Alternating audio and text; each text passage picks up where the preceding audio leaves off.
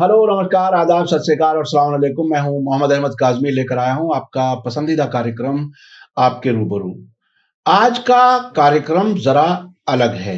आमतौर पर हम सियासत पे बातें करते हैं और नेशनल और इंटरनेशनल इश्यूज़ पर आपके सामने कुछ जानकार लोगों को पेश करते हैं। आज एक जानकार आदमी तो है, जर्नलिस्ट है, सीनियर जर्नलिस्ट है, लेकिन ज़रा अलग इश्यू है जिस पर हम उनसे बात करेंगे। हमारे साथ हैं मोहम्मद वजीहुद्दीन साहब, जो सीनियर जर्नलिस्ट हैं टाइम्स ऑफ इंडिया मुंबई से और एक लंबा तजर्बा किया है। और इस वक्त जिस इशू पर हम बात कर रहे हैं, उन्होंने एक किताब लिखी है, the making of the modern Indian Muslim, Aligarh Muslim university. ये किताब दिल्ली में इसका रस्म इजरा हो चुका है, लॉन्च हो चुकी है। इसमें सलमान खुर्शीद साहब यहाँ मौजूद थे और इसके अलावा बहुत से अलीगढ़ मुस्लिम यूनिवर्सिटी से मुताल्लिक स्टूडेंट्स और असातिज़ा और वाइस चांसलर्स। तो ये एक बड़ी गैदरिंग थी। मैंने रिक्वेस्ट किया मोहम्मद वजीहुद्दीन साहब को अपने स्टूडियो में बुलाने के लिए। आप तशरीफ लाए हैं, वेलकम है साहब आपका। आप हमारे स्टूडियो तक आए। बहुत बहुत शुक्रिया आपका।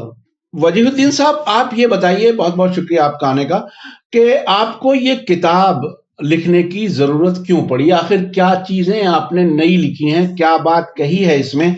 जरा थोड़ा सा तारुफ कराइए, फिर हमारी बात आगे बढ़ेगी। जी, इसकी वजह जो सबसे बुनियादी है वो ये कि एक तो मैं वहाँ का तालिब इल्म रहा और मैंने 1985 से 88 तक वहाँ तालीम हासिल की। तो एक तो अलीगढ़ियन हूँ मैं। दूसरी बात ये हुई कि चूँकि आप जानते हैं कि सारी दुनिया में अलीगढ़ मुस्लिम यूनिवर्सिटी के 100 साल होने पर जश्न मनाया गया 2020 में, और जिसको प्राइम मिनिस्टर ने भी जो है एड्रेस किया उस 100 साला तकरीबात को, और उन्होंने यहाँ तक कहा कि अलीगढ़ जो मिनी इंडिया है। तो मेरे ज़हन में ये बात आई कि चूँकि एक कर्ज़ भी है मेरे ऊपर अलीगढ़ का, कि कैसे जो इस कर्ज़ को उतारने की कोशिश, उतार तो नहीं सकता लेकिन उसके कैसे कोशिश की जा सकती है, और मुझे पहली किताब लिखनी है।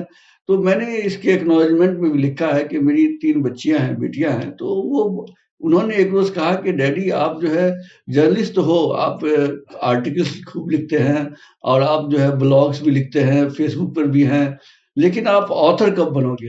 कब आप राइटर बनोगे? तो मेरे ज़हन में एक ये चैलेंज लिया मैंने बच्चियों की बात को, और मैंने कहा कि किताब लिखी जाए। और जब सवाल ये आता है जो आपने बहुत सही पूछा कि फिर अलीगढ़ पे क्यों लिखी और क्या है इसमें? तो देखिए, जैसा कि आप जानते हैं कि अलीगढ़ पे सैकड़ों हज़ारों किताबें लिखी जा चुकी है, सर सैयद पे खुद लिखी जा चुकी है। तो लेकिन मैंने ये महसूस किया कि ये बताने की ज़रूरत है कि अलीगढ़ क्यों कायम किया गया था। अलीगढ़ मुस्लिम यूनिवर्सिटी जो बनी, जो इसको पहले सर सैयद ने 1877 में मोहम्मदन एंग्लो ओरिएंटल कॉलेज बनाया, जो 1920 में, दिसंबर 1920 में यूनिवर्सिटी बनी, और जिसका 100 साला प्रोग्राम अभी 1 साल तक चला।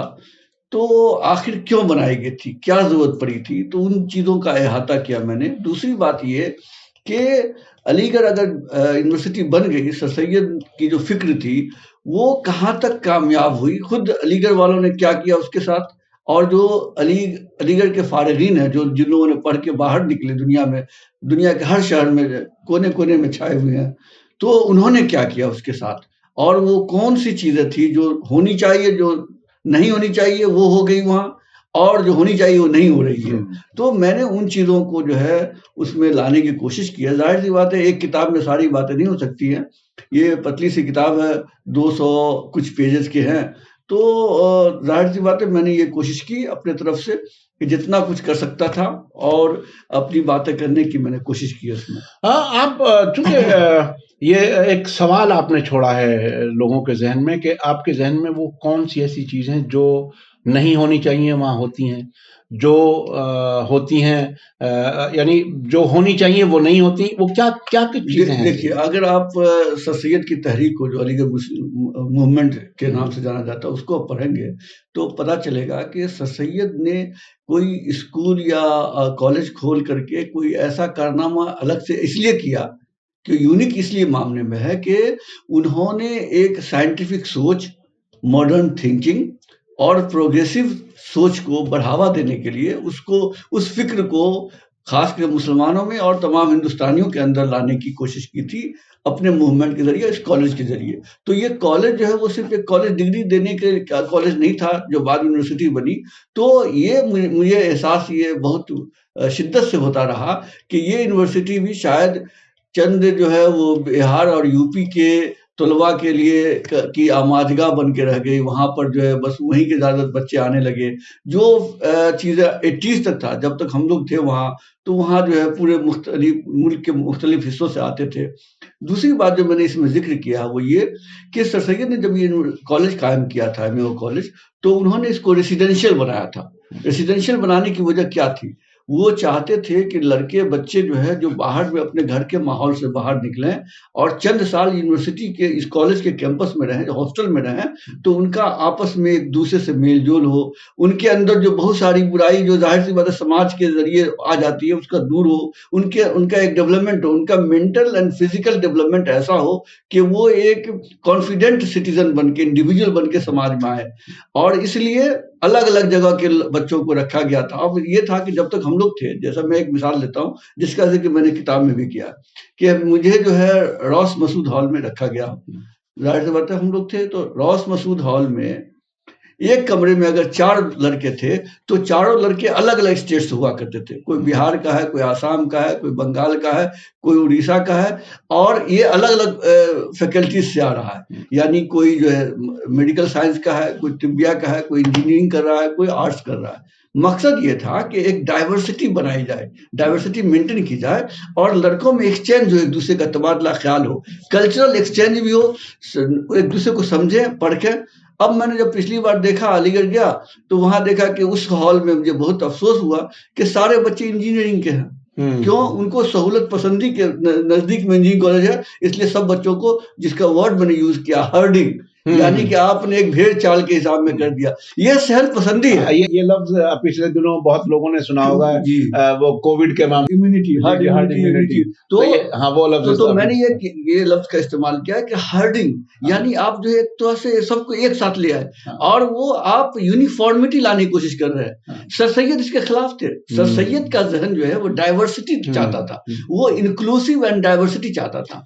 तो आप यानी उसमें मुल्क के इत्तेहाद की बात भी थी, एक दूसरे को समझने की भी गुंजाइश थी, और मुख्तलिफ सब्जेक्ट के पढ़ने वाले बच्चों की आईक्यू और उनका सोच समझ कैसी होती है, एक्सचेंज करना, और एक दूसरे के प्रोफेशन को बेहतर समझना। और दूसरी बात कि इंसानी ये तो होती है कि इंसान जो चीज नहीं समझता है उसको समझने की कोशिश करता है। आप सपोज कीजिए कि हम और आप जर्नलिस्ट हैं, तो अगर हम भी वही काम करें जो आप कर रहे हैं, तो उसमें कोई ज्यादा कमाल की बात नहीं है, कुछ सीखने के नहीं मिलेगा। अगर आप एक दूसरे फील्ड से हैं, मैं दूसरे फील्ड से हूँ, एक दूसरे को सिखा सकते हैं। बिल्कुल। तो और दूसरी बात है कि इंसान कंपैशनेट होता है। यानी सपोज कीजिए कि कोई लड़का अगर बाहर का, दूसरी जगह का है, दूसरे स्टेट का है, और मैं और हूँ, तो वो समझने की कोशिश करेगा कि उनके यहाँ क्या होता है, हमारे यहाँ क्या होता है।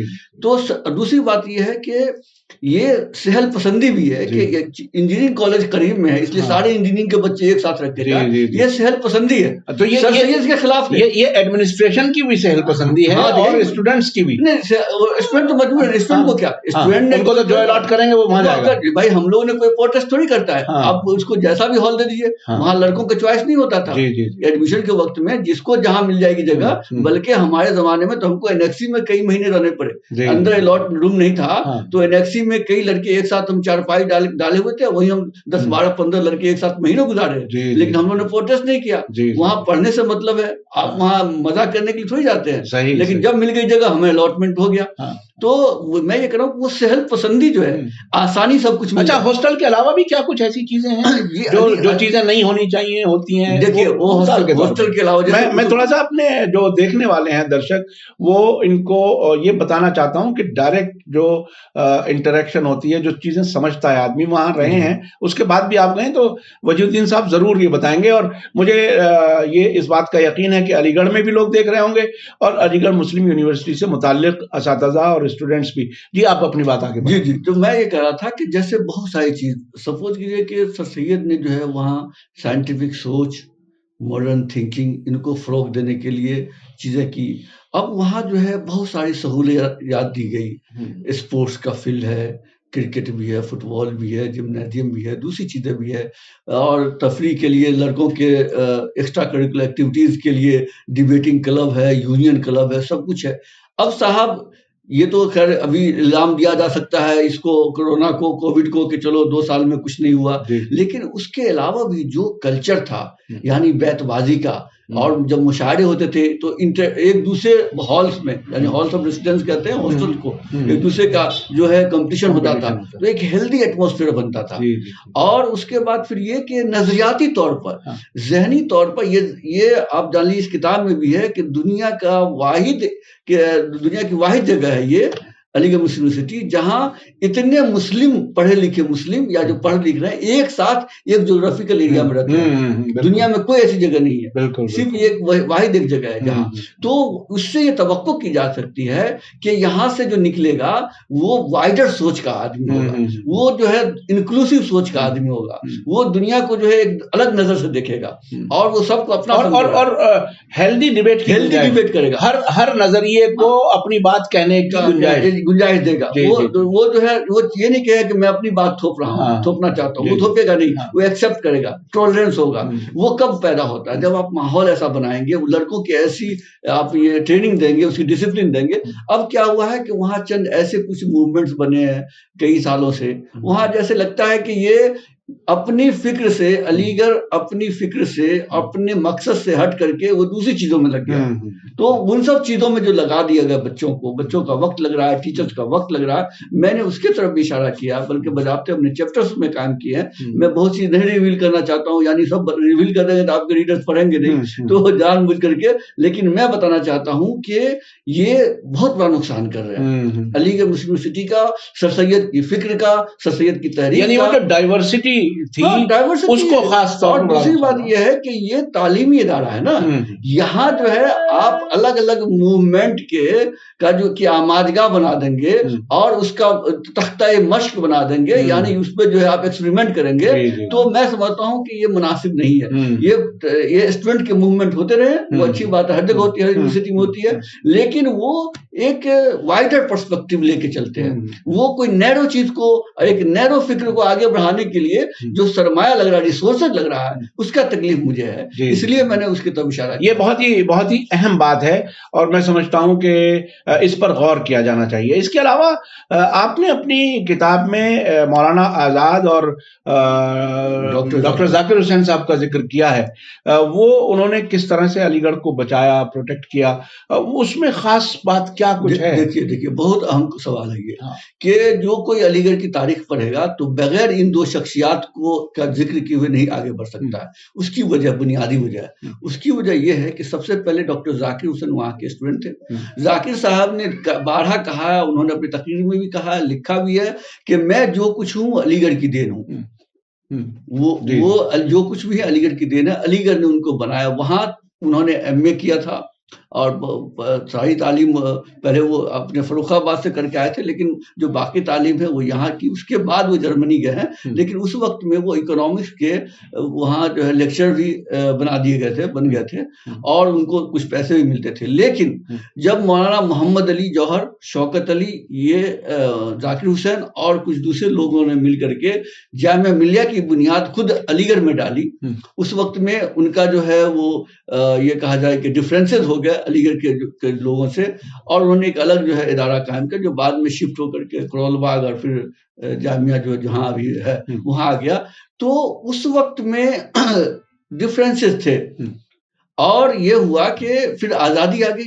आज़ादी के लिए आप सब जानते हैं कि वहाँ एक ग्रुप जो है वो ऐसा था कि जो मुस्लिम लीग का हिमायती हो गया था। तो जब बन गया, सब कुछ हो गया, बंटवारा हो गया, चले गए, तो उसके बाद अलीगढ़ पे एक ऐसी कहा जाए कि खतरे के बादल मंडला रहे थे कि अगर मौलाना आज़ाद ने और पंडित नेहरू ने अपने फिक्र से और अपने ये कहा है कि फहम से और अपनी सोच से अगर डॉक्टर जाकिर हुसैन को नहीं लाते तो शायद अलीगढ़ जिस सूरत में है वो बच नहीं पाती। उसकी वजह यह है कि उस पर इल्जामात थे। दूसरी बात ये कि वहाँ खुद जो है लोग डरे सहमे हुए थे, उनके अंदर एक जो है नया एतमाद लाने की जरूरत थी।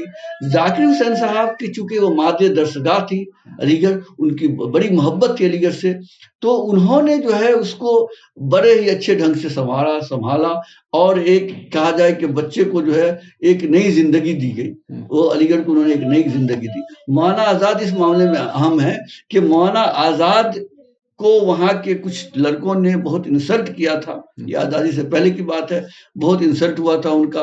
वो कहीं सफ़र कर रहे थे, ट्रेन में जाके एक तरह से ऑलमोस्ट मॉब लिंचिंग उनकी हो गई थी। लेकिन खैर, लेकिन मौलाना आज़ाद का कमाल ये है कि उन्होंने सबको भुला दिया, उन सब चीज़ों को नहीं रखा दिल में, और उन्होंने अलीगढ़ को बचाने के लिए डॉक्टर जाकिर हुसैन साहब जैसे फ़हम और मुदब्बिर लोगों को, इंसान को वहाँ अपॉइंट करवाया, और नेहरू से, जाहिर सी बात है, नेहरू से मशवरा करके और उनको भेजा, जिन्होंने बचाया अलीगढ़ को।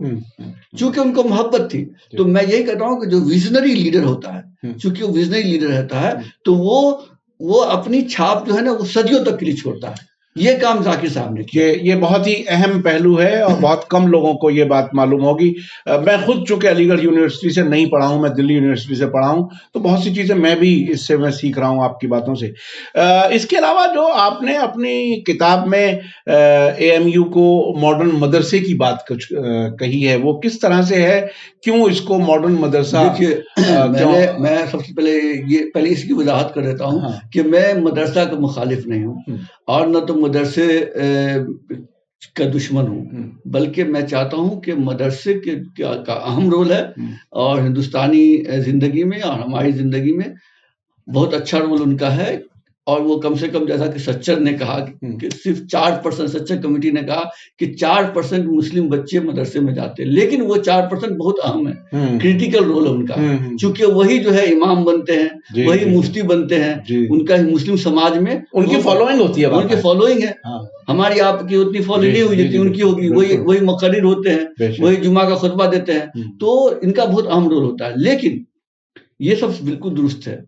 हुआ ये कि जब ये अलीगढ़ माइनॉरिटी कैरेक्टर की बात चली और इसमें मूवमेंट हुआ, तो उसमें जो है वो सैयद हामिद साहब जो 80s में 1980 में बने वो वीसी, उन्होंने एक कानून, बल्कि एक ये कहा जाए कि एक तरीका इसमें से निकाला। एक्ट में एक ऐसा आया कि जिसके जरिए ये था कि प्रमोशन ऑफ मुस्लिम एजुकेशन की जिम्मेदारी अलीगढ़ को दी गई। तो उसमें उन्होंने मदरसे के बच्चों के लिए, कुछ चंद मदरसे जो बहुत मशहूर हैं, उनके एडमिशन के लिए एक रास्ता निकाला कि ये आएंगे, एक सर्टेन स्टैंडर्ड तक जो है वो अगर डिग्री उनकी है तो ये यहाँ आकर के दाखिला ले सकते हैं। तो वहां तक तो बात ठीक थी। उसके बाद क्या हुआ, जब ज़मीरुद्दीन शाह वीसी बने, उन्होंने क्या किया कि उन्होंने ब्रिज कोर्स किया मदरसे के फारिगीन के लिए, और ब्रिज कोर्स करने के बाद कहा कि साहब ठीक है, ब्रिज कोर्स कर लेंगे और ये रेगुलर कोर्सेज में चले जाएंगे। देखिए, अगर ऊपर से देखें तो बहुत अच्छा लगता है कि ठीक है, मदरसे के लड़के आए हैं, आलिम फाजिल हैं या कोई दूसरी चीज हाफिज है, उन्होंने एक ब्रिज कोर्स किया और ये फिर बीए कर रहे हैं या दूसरी चीजों में चले गए। लेकिन यहाँ पर बात एक इसका दूसरा पहलू है। दूसरा पहलू ये है कि आप जिस कल्चर से आए हैं, आप जिस माहौल से आए हैं, आपने जो जिंदगी के 15-20 साल जो आपने गुजारा है, जो जिन चीजों को पढ़ते लिखते हुए सीखते हुए, एक बैग आप चेंज नहीं कर सकते। बल्कि अगर आप अक्सरियत में आ गए या फिर ये कि आपकी डोमिनेंट हो गया, तो आप जो ऑलरेडी मौजूदा कल्चर है उसको चेंज कर देंगे। तो ये हुआ है कि जो मैंने उसमें वर्ड यूज किया है, जिसपे जाहिर है कि उनको इख्तिलाफ है ज़मीरुद्दीन शाह को, और उन्होंने उसका इजहार भी किया इजरा में, लेकिन ठीक है, सबको अपने अपने ओपिनियन रखने का हक है, मैं इस बात को मानता हूँ। तो के मदरसाइजेशन ऑफ मॉडर्न इंस्टीट्यूशन, यानी कि मदरसा को मॉडर्न करने के बजाय जो एक मॉडर्न इंस्टीट्यूशन था उसको आप मदरसा बना रहे हैं। इस बात को ये बहुत ही अहम है।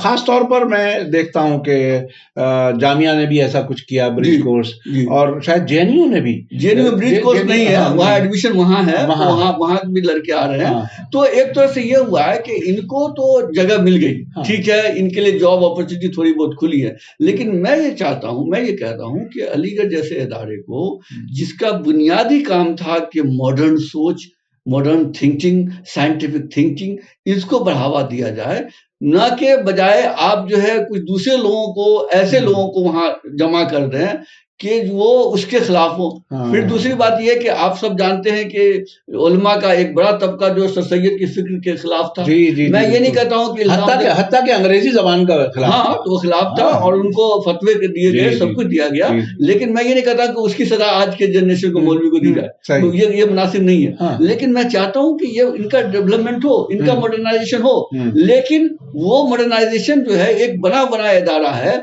उसी में इस तरह से आप जो है लोगों को जब डाल देंगे तो मेरे ख्याल से वो उसको कामयाब नहीं हो पाएगा। अच्छा, किताब के बारे में तो बहुत सी चीजें होंगी, मैं थोड़ा सा उससे अलग भी आपसे ये पूछना चाहता हूँ कि देखिए आज जिस सियासी माहौल में हम लोग रह रहे हैं, एक जहन है जो अलीगढ़ मुस्लिम यूनिवर्सिटी के लिए बिल्कुल अलग एक जहनियत रखता है। उसे उन्हें ऐसा लगता है शायद कोई पाकिस्तान है, वो शायद कोई पिछले दिनों कुछ ऐसे जिन्ना की तस्वीर, और वहां मुसलमानों के अलावा गैर मुस्लिम हिंदुओं की तादाद कैसी एक रहती है, क्या कुछ है, और वो उनकी रिलेशनशिप किस तरह की रहती है? देखिए थोड़ा सा तो क्या आप हॉस्टल में मैं बताता हूँ आपको। हाँ। उसका जिक्र अच्छा खासा तफसील है इसमें। हाँ। वो जो आप जिस वाकया का जिक्र कर रहे हैं कि वहाँ एक ट्रेडिशन है कि स्टूडेंट्स यूनियन हॉल में बच्चे जो है स्टूडेंट्स यूनियन जो है वो कोई बड़ी शख्सियत को बुलाते हैं और उनकी तकरीर होती है और उनका फेलिसिटेशन होता है। जब वो फेलिसिटेशन होता है तो बड़ा ही वो एक यूनिक स्टाइल होता है, यानी कि जब वो यूनियन हॉल है उसकी छत में ऊपर जो है कुछ सुराख बने हुए हैं, वहां से करीब 100 kg यानी 1 टन के आसपास जो है ना वो फूल गिराए जाते हैं, फूल की पंखुड़ियां गिरती हैं एक साथ। जी। और वो ऐसा लगता है कि जैसे कोई पानी का सिलसिला है जो रुकने वाला नहीं, यूं तो चलता है, तालियों की गड़गड़ाहट होती है, ये एक अलग समा होता है। तो क्या हुआ कि जो 2 साल पहले अपने वहीं के जो फारिग हैं और हामिद अंसारी साहब जो वाइस प्रेसिडेंट भी रहे, क्योंकि वो अलीगढ़ के पढ़े हुए थे, वाइस प्रेसिडेंट भी थे, वो तो रिटायर्ड कर गए थे, उनका फेलिसिटेशन वहां होना था।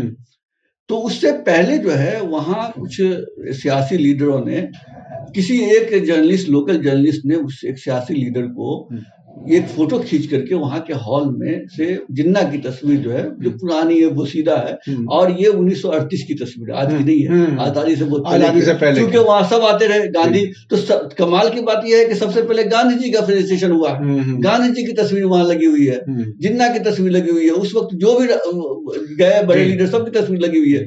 तो उन्होंने ये डिमांड कर दिया और कमाल ये हुआ कि वीसी को लेटर लिखा, उस लेटर को मीडिया में डाल दिया कि डिमांड किया कि आप वहां की तस्वीर हटाइए, ये आदमी क्रिकेटर ऑफ पाकिस्तान है। लड़कों ने उस पर एतराज किया और एडमिनिस्ट्रेशन नहीं माना, कहा कि भाई ये हमारे वो आजादी से पहले की बात है, दूसरी बात है कि ये ट्रेडिशन रहा है, तो उसकी तस्वीर है नहीं है, उससे क्या फर्क पड़ता है। न तो वहां जिन्ना के नाम पे कोई हॉस्टल है, न जिन्ना के नाम पे कोई कोर्स है, न कोई जिन्ना के नाम पे कोई सेमिनार होता है, न जिन्ना के नाम पे कोई चीज नहीं है। एक तस्वीर रखी हुई है जो वो आजादी से पहले, और दूसरी बात आजादी से पहले की दूसरी बात कि वो कल्चर का हिस्सा है ना, हिस्ट्री का हिस्सा है ना। आप हिस्ट्री के हिस्सा में कहाँ जाएंगे। तो मैंने उस पर आर्टिकल भी लिखा और मैंने इसका जिक्र भी किया कि अगर जिन्ना को के नाम निशान को यहाँ से मिटाना है तो सबसे पहले बॉम्बे के जिन्ना हाउस को क्यों नहीं हम मिटा देते, उसको क्यों तोड़ते। उनकी जो सर्टिफिकेट्स हैं जो बॉम्बे हाई कोर्ट में रखी हुई है म्यूजियम में, उनको क्यों निकाल देते। आप तो बम्बई में हैं तो इसलिए आप मालूम है। और वहाँ जो है उनकी तस्वीर है, उनको भी निकाल दिया, क्योंकि उन्होंने बैरिस्टर है, वहाँ प्रैक्टिस किया उन्होंने। तो मैं ये कहता हूँ। और दूसरी बात की लड़कों ने डिमांड किया था कि आप पार्लियामेंट में एक्ट पास कीजिए कि जिन्ना के नाम पर मुल्क में जो कुछ भी है कहीं कुछ नहीं रहेगा। कर दी, अच्छी बात है, पास कर लिया, किसी को क्या एतराज हो सकता है, किसी को एतराज नहीं होगा। तो एक तो ये पहलू। दूसरी बात ये कि आपने कहा कि ये जो रोल रहा है कि अलीगढ़ को बदनाम किया था। देखिए जहां तक हिंदू लड़कों का ताल्लुक है, आज वहां प्रोफेशनल कोर्सेज में वो हिंदुओं की अक्सरियत है, हिंदू बच्चों की। अच्छा। और वो अक्सर यानी मुसलमान कम है, हाँ, और हिंदू प्रोफेशनल कोर्सेज। हाँ। उसकी वजह यह है कि एग्जाम ओपन एग्जाम होता है, जाहिर सी बात है मुस्लिम बच्चे उतने काबिल, मतलब ये कि उनकी अंदर उतनी ट्रेनिंग नहीं है, वो सलाहियत नहीं हो पाती है। नहीं, जो मेजोरिटी है उनकी तादाद भी तो ज्यादा है, उनमें से ज्यादा आएंगे, ज्यादा अप्लाई भी करते हैं, तो जाहिर सी बात है वो बच्चे आते हैं, तो उसमें कोई इम्तियाज नहीं बढ़ता जाता। और ये कहा जाता है कि वहाँ रिजर्वेशन, कोई रिजर्वेशन नहीं। ये होता है कि उसका जो एक्ट है उसके तहत यह है कि जो लड़के वहाँ 12th किया वो इंटरनल बन जाते हैं। इंटरनल का 50% रिजर्वेशन है, उसमें सब है। जी जी। हमारे साथ जो है हिंदू लड़के थे और कई जो है डॉक्टर्स बने, पीसीबी में थे, फिजिक्स केमिस्ट्री बायोलॉजी में थे, मुसलमान हमारे साथ ही डॉक्टर बने, वो ही बने। और उसी के साथ और भी दूसरे कोर्सेज में। वहाँ ये एक अफवाह फैलाया गया कि वहाँ साहब रमजान में जो है हिंदू लड़कों को खाने दिया था, बिल्कुल गलत।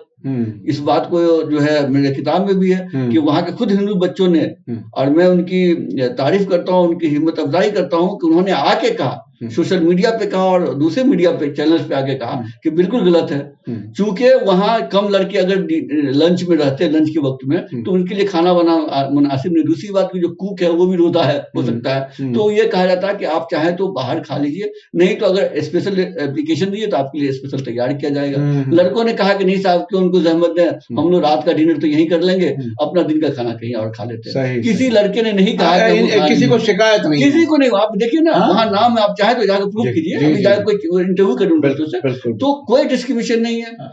वहाँ जो है डिपार्टमेंट के हेड भी नॉन मुस्लिम होते हैं, जैसे आमतौर पर जो होता है प्रोसेस उसमें सब है। ये बड़ी बात है। तो जामिया में बड़ी तादाद है भाई, जामिया में तो मैं समझता हूँ जेएनयू से, उससे एएमयू से भी कहीं ज्यादा होंगे। हाँ, तो ये है कि इसमें कोई डिस्क्रिमिनेशन नहीं होता। तो ये बहरहाल सेंट्रल यूनिवर्सिटी है, ये बात ठीक है कि मुसलमानों ने वो शुरुआत की और मुसलमानों की स्टूडेंट्स को जाहिर लेते हैं। पहली बात इसको समझना पड़ेगा कि ये सर सैयद ने जो काम किया था, तो 1857 में जो मुसलमानों की बर्बादी हुई, रऊसा की, जो बड़े बड़े एलिट्स थे उनको जो बर्बाद किया गया, क्योंकि ये क्लियर कट है कि हिस्ट्री बताती है, आप पढ़िए, कि मुगलों के जाने के बाद और जो गदर हुआ, जाहिर सी बात है सब लोगों ने मिलकर बहादुर शाह जफर को लीडर बनाया था 1857 का। अब वो कितने कामयाब थे, ज़ईफ थे, बहुत कमजोर थे, वो अलग बात है, कामयाब नहीं हो पाए, लेकिन बर्बादी जो हुई, जो उनका उसके बाद जो रिटेलिएशन हुआ, उसके शिकार तो मुसलमान हुए। सारी ये आपकी दिल्ली बर्बाद हो चुकी थी,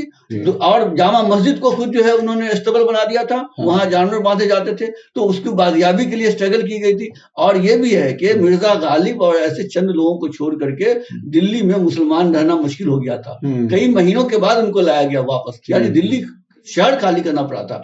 तो ये सब देखा था सर सैयद ने। सर सैयद के खुद अपने मामूजाद भाई, उनके मामू मारे गए, उनकी माँ जो है वो एक हफ्ता तक ये कहा जाए कि जानवर यानी कि घोड़े का खाना खा के रही जिंदा।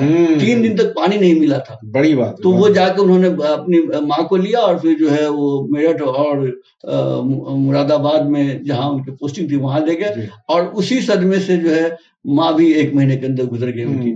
तो ये सब देखा था उन्होंने। तो उन्होंने जो काम किया, तो उन्होंने क्या कहा था, उन्होंने पहले दिन से किसी हिंदू के लिए दरवाजे बंद नहीं किए थे। बल्कि कमाल की बात यह है कि ईश्वरी प्रसाद जो पहला ग्रेजुएट है वो नॉन मुस्लिम है वहां का।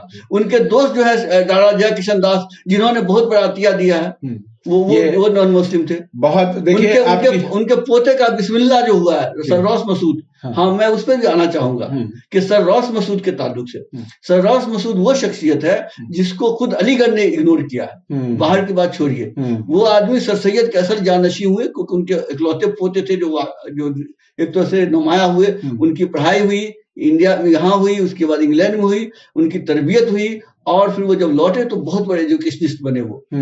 और एजुकेशनिस्ट बने और उसके एजुकेशन के फील्ड में बड़ा काम किया उन्होंने, और फिर वो वाइस चांसलर बने 1929 में। और उन्होंने अलीगढ़ को वाकई एक ग्लोबल पर्सपेक्टिव में लाया। पायनियरिंग जो रोल होता है वो किया। कैसे किया? उन्होंने खत लिखा आइंस्टाइन को पता चला कि अलीगढ़ में मुस्लिम यूनिवर्सिटी है उस वक्त में है इंडिया में, जहां एक फिजिक्स की टीचर की जरूरत है।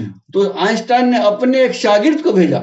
अच्छा जी, ये तारीख है, इसमें है। ये बहुत बड़ी बात है। देखिए ये किसी भी चीज को ब्लैंकेट वो करके और ये कर देना कि शायद बिल्कुल नेगेटिव ही इमेज बनाना, ये बहुत गलत होता है। और बाकायदा मुल्क की तामीर और तरक्की में बड़ा रोल है। अरे खान अब्दुल गफ्फार खान, मौलाना आजाद, जाकिर हुसैन, एक पूरी फहरिस्त है नेशनलिस्ट लीडर्स की जिन्होंने अपनी कुर्बानियां दी हैं। और वहाँ के साइंटिस्ट, वहाँ के जो जहूर कासिम जो सबसे पहले अंटार्कटिका पे जो लीड किया था, इंडियन टीम गई थी, उसकी लीडर थे, वही के प्रोडक्ट थे। और अभी जो वो लड़की गई है, वो जो खुशबू मिर्जा जो चंद्रयान प्रोग्राम का हिस्सा है, वो साइंटिस्ट, यंग साइंटिस्ट, वही के एमयू की है। तो देखिए, बहुत बड़ी बात है जो कि सोशल मीडिया पे और ज़्यादा लंबी बात हम नहीं कर सकते, ये मजबूरी है। आपकी बातें बहुत ही दिलचस्प हैं, बहुत ही इन्फॉर्मेशन है इसमें और ये एक तरह से मैसेज है कि अलीगढ़ मुस्लिम यूनिवर्सिटी क्या कुछ है। आपने किताब के ज़रिए जो कुछ लिखा है, मैं एक बार फिर आपको ये दिखाता हूँ कि ये किताब है और आप लोग ज़रूर पढ़ें और समझें, देखें कि क्या कुछ हकीकतें हैं जो हम बहुत सी हकीकतें नहीं जानते, जो इस किताब के ज़रिए आप जान सकते हैं। बहुत-बहुत शुक्रिया मोहम्मद वजीहुद्दीन साहब, आपने वक़्त दिया मीडिया स्टार जी, वर्ल्ड को और मैं इसी के साथ लेता हूँ इजाज़त। धन्यवाद, शुक्रिया। जय भारत, जय हिंद। मीडिया स्टार वर्ल्ड के और वीडियो देखने के लिए हमारे चैनल को सब्सक्राइब करें और सीधे नोटिफिकेशन पाने के लिए बेल आइकन दबाएं। और अगर हमारी खबर सच्ची और अच्छी लगे तो अपने व्हाट्सएप, इंस्टाग्राम, फेसबुक और ट्विटर अकाउंट पर ज़रूर शेयर करें।